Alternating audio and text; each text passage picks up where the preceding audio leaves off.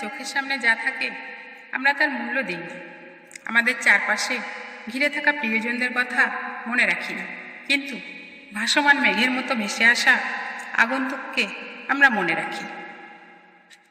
পৃথিবীর সব নারীর ডাক উপেক্ষা করা যেতে পারে, কিন্তু মায়ের ডাক উপেক্ষা করার ক্ষমতা কারো নেই। বিশ্বাস আর ধৈর্য একে অপরের হাত ধরে চলে। যখন সব কিছুর পরও সৃষ্টিকর্তার উপর বিশ্বাস থাকে, তখন জীবনে আনন্দ নেমে আসে। সৃষ্টিকর্তার উপর বিশ্বাস থাকায় অনেক বেশি ধৈর্য ধারণ করার ক্ষমতাও থাকে।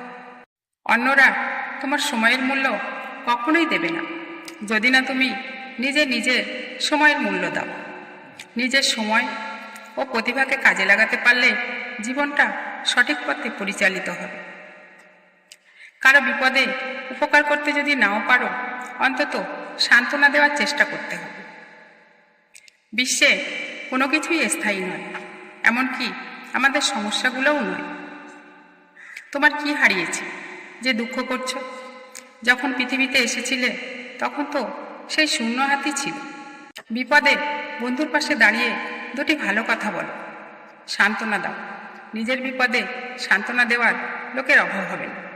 সান্ত্বনা এমন হওয়া উচিত যা শুনে মানুষ নিজের কর্মশক্তি পুনরায় ফিরে পায়।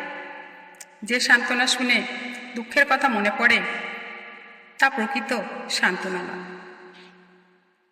জীবনে ব্যর্থ হলে কখনো সান্ত্বনা খুঁজতে নেই, কারণ অনেকেই সান্ত্বনা দেওয়ার ছলে সুযোগ খোঁজে।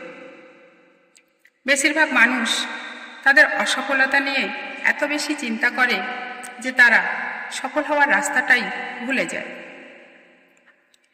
তোমার চেয়ে কারো মেধা বেশি থাকতে পারে, কিন্তু কেউ যেন তোমার চেয়ে বেশি পরিশ্রম না করে, কারণ পরিশ্রম দিয়ে মেধার ঘাটতি অবশ্যই পুষিয়ে নেওয়া যায়। কষ্টের মাধ্যমে আমাদের জীবন অর্থবহ হয়ে ওঠে। একতরফা সুখী জীবন কখনোই মানুষের কাম্য নয়। মানুষের সহ্য ক্ষমতার বাইরে চলে গেলে তখন আর সেই কষ্টটাকে গভীর মনে হয় না, বরং তখন সেটা হয় অভিজ্ঞতা। অস্থির ভার সয়ে নেওয়ার অসীম ক্ষমতা যার আছে, সেই হয়তো নিজেকে জয় করে নিয়েছে।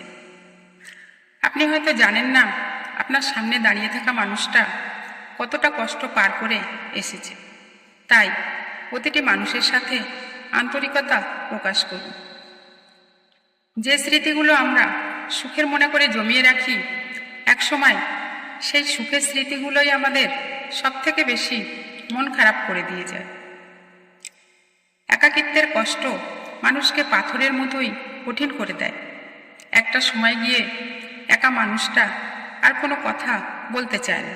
কোনো এক কষ্টের মুহূর্তে প্রিয়জনের সঙ্গ পাওয়া যেন পৃথিবীর সবচেয়ে সুন্দর অনুভূতি আর সবচেয়ে বড় সৌভাগ্য। কষ্ট ছুঁয়ে যে সুখ আসে, সেই সুখ ভাগাভাগি করে নেওয়া যায় না।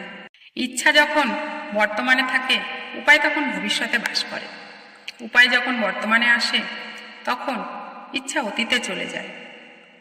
সময় আর মানুষ আজকাল পাল্লা দিয়ে বদলায়। কত প্রিয় মানুষ হয়ে যায় অপ্রিয়, কত স্নেহমায়া রূপ নেয় ঘৃণায়, কত অতীত মুখ থুবড়ে পড়ে থাকে বিষাক্ত স্মৃতির ক্যানভাসে। তবুও মানুষকে ভালো থাকতে হয়, অতীত ভুলে বর্তমানকে সাজাতে হয়।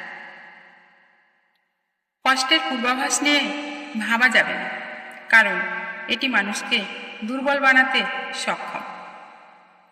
বৃষ্টিতে হাঁটার সবচেয়ে ভালো দিক হলো কেউ জানতে পারবে না যে আপনি কাঁদছেন। কাউকে আঘাত করা এবং তারপর সরি বলা খুব সহজ, কিন্তু আঘাত পাওয়ার পর আমি ভালো আছি এই কথাটা বলা সত্যিই কঠিন। কারণ নীরবতার মানে এই নয় যে সে হেরে গেছে। আসলে সেই মানুষটি বোকাদের সাথে তর্ক করা বন্ধ করে দিয়েছে। আমাদের ভিতরটা যখন কষ্টে ভরপুর হয়ে ওঠে, তখন কিছু কষ্ট উপচে পড়ে, বাইরে চলে আসে। তারই নাম অশ্রু।